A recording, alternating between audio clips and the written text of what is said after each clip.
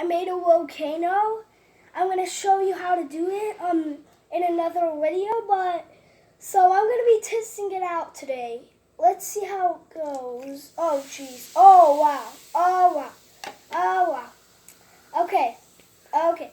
All the dough is turned red now, and there's like a crazy amount of red outside. I mean, it's not that hot actually if you touch it.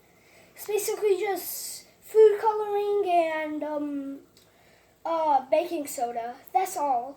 And there's basically like a dough around it, and then there is a bottle like in the middle so it can hold everything, and there's warm water in the middle and baking soda and food coloring, and then we put vinegar in it, and then it just comes out crazy.